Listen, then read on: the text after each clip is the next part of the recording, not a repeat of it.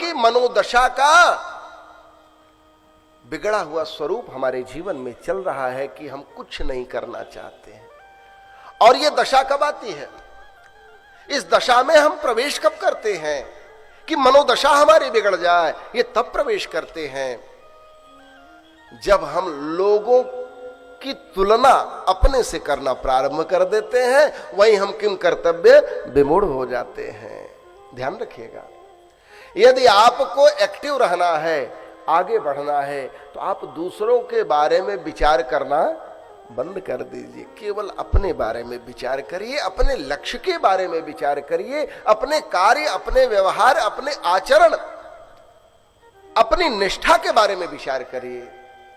हम वहीं कंफ्यूज हो जाते हैं जब हम किसी और का चिंतन प्रारंभ कर दे। अरे ये तो वहां पहुंच गया, इसने तो ये काम कर लिया, उसने तो वो काम कर लिया। बस वहीं से हमारा जो मनोबल है वह टूट जाता है।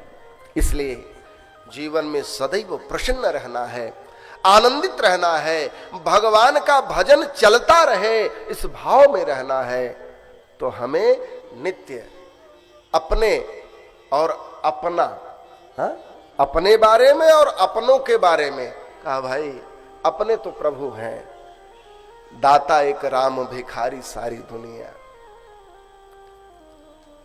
ईश्वर ही हमारे हैं और हम ईश्वर के ही हैं। इसका तात्पर्य कि लौकिक संबंधों को हम त्याग दें, यह भी नहीं है।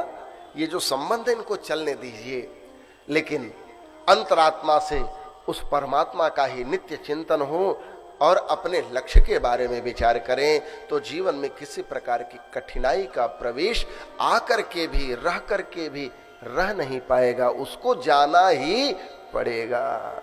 भगवान के बल से बड़ा बल इस संसार में होता ही नहीं है ही नहीं। इसलिए आप कभी भी कठिनाइयों में, संकटों में, मन की उदासी में उस परमात्मा का आश्रय लीजिएगा। जीवन में कोई न कोई मार्ग अवश्य ही उत्पन्न हो जाएगा, इसमें कोई संदेह नहीं है। उस संकट से आपको बाहर प्रभु लेकर के आएंगे।